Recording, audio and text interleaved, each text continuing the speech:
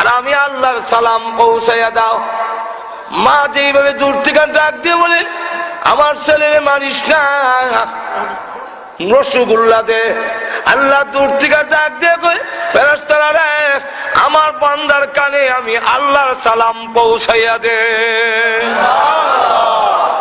কানের কাছে সালাম দেয় আর জান্নাত তুলে ধরো। ওয়া আবশিরু বিল জান্নাতিল্লাতী কুনতুম তুআদুন।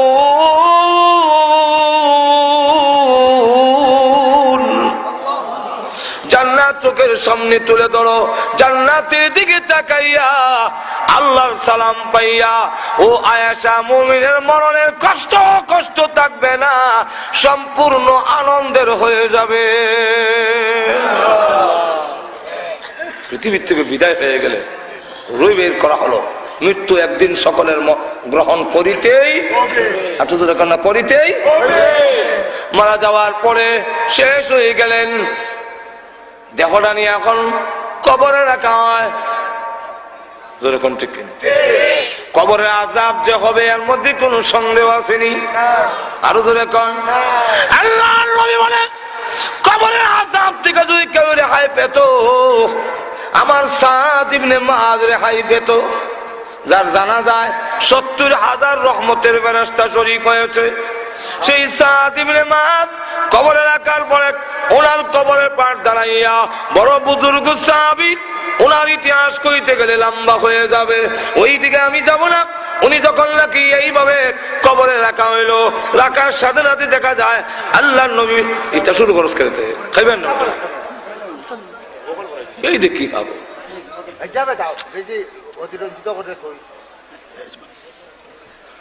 ভাইরা আমার, লক্ষ্য করে দেখুন, যেই মাত্র কবরে গেল, আল্লাহর নবী বিশ্বনবী রাহমাতুল লিল আলামিন বলেন, সাদ ইবনে মুআযকে কবরে রাখার পরে আল্লাহর নবী জোরে জোরে আল্লাহু আকবার, আল্লাহু আকবার, সুবহানাল্লাহ, সুবহানাল্লাহ। হাদিস শরীফের মধ্যে এসেছে সাব্বাহা ওয়া কাব্বারা। সাহাবায়ে কেরামও জোরে জোরে বলেন সুবহানাল্লাহ, সুবহানাল্লাহ, আল্লাহু আকবার। নবীজি কাঁপতে আরম্ভ করলেন।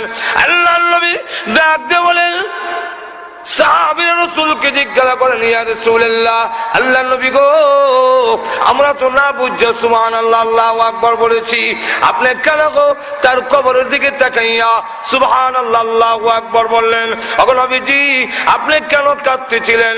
আল্লাহর নবী বলেন, আমার সাদের কবরের দিকে তাকাইয়া দেখি দুইটা পার চোখে দেখা যায় না, এত দূরে গিয়েছে, সেখান থেকে এসে যখন চাপ দিবে দুইটা পার একত্রিত হয়ে যাবে, আর গুলো এইভাবে ঢুকে যাবে। এই কথা, এই অবস্থা দেখে আমি নবী তখন আল্লাহু আকবার বলতে লাগলাম, সুবহানাল্লাহ বলতে লাগলাম। আল্লাহ, আমার সাদের হাড্ডিগুলো ভেঙে যাবে। আল্লাহ তখন ডাক দিয়ে বলেন, এ কবর থেমে যাও, আমার বন্ধু তোমার পাড়ে দাঁড়াইয়া চোখের পানি ছেড়ে দিয়ে কাঁদতেছে। আল্লাহ কবর থামাই দিছেন। এই জন্য আম্মা জান খাদিজাতুল কুবরা রাদিয়াল্লাহু আনহা, তিনিও যখন ইন্তেকালের আগে কাঁদলেন, নবীজি জিজ্ঞাসা করেন, খাদিজা কেন কাঁদলো? ওগো নবীজি, দুইটা কারণে কান্দি। একটা কারণ হইল আপনার জন্য, আরেকটা আমার জন্য। নবীজির জন্য কেন কাঁদলেন? কান্নার কারণ হইল, ওগো নবীজি, আপনি যখন দাওয়াত দিতেন আমি খাদিজা আপনার পাশে দাঁড়ায়া থাকতাম, ওই কুরাইশেরা আপনার গায়ে আক্রমণ করতে পারতো না, সাহস পেত না, যেহেতু আমি খাদিজা আছি।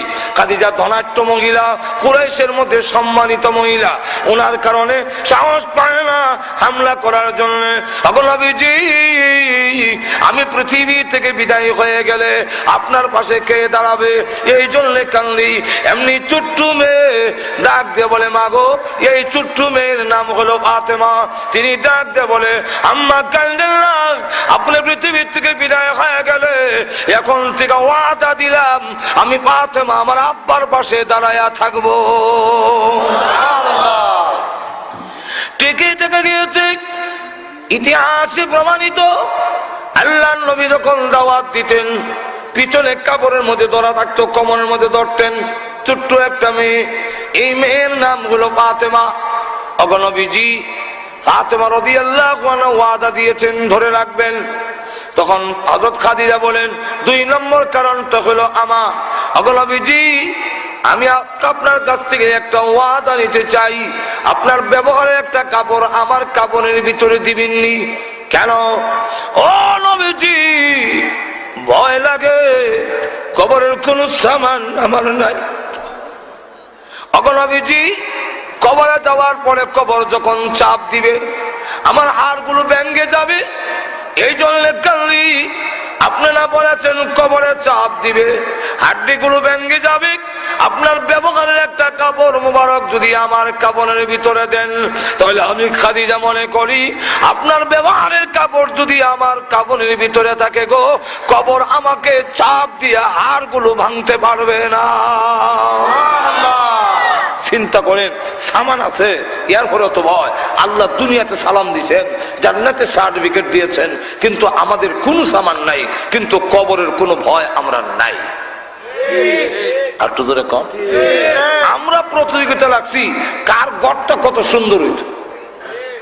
আর তো ধরে কম অমুকে ঘর বানাইছে লন্ডনী ফ্যাশনে, আমি বানাবো আমেরিকান ফ্যাশনে। অমুকে বানাইছে ফ্রান্সের কাটিং এ, আমি বানাবো জার্মানির কাটিং এ। অমুকে বাথরুমও খরচ করছে 1.5 লাখ, আমি করবো 3 লাখ।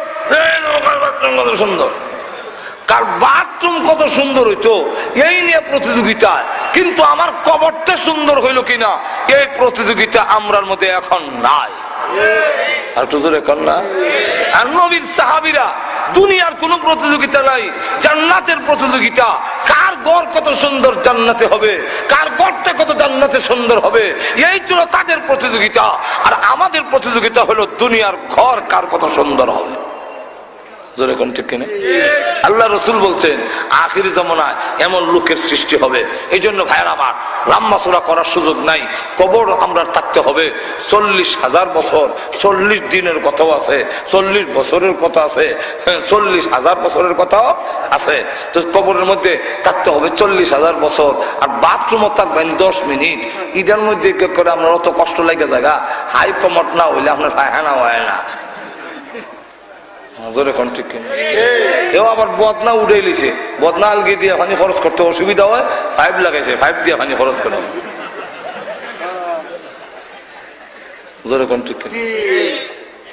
আল্লাহ অত আরাম, গড় কতদিন থাকবে?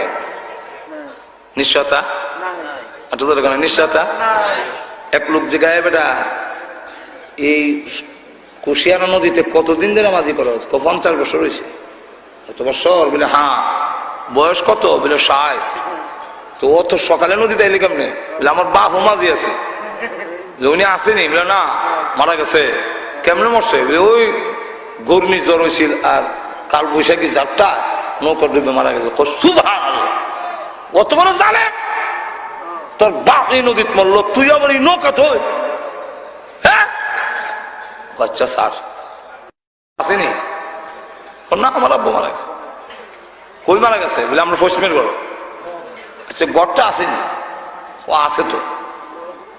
মাটিত মারা গেছে না খাট পালনে? বলে না, খাটে। বলছে খাটটা আসেনি? বলে আছে। লেপ তো সব? বলে আব্বা যদি ঘুমাই তুই দিয়ে আছে। বলে এখন কি করছেন? সাঙ্গ তুলে তুছেন? না না, এখন আমি ঘুমাই, এখন আমি ঘুমাই। আব্বার বড় ছেলে হিসেবে আমারও দিছে।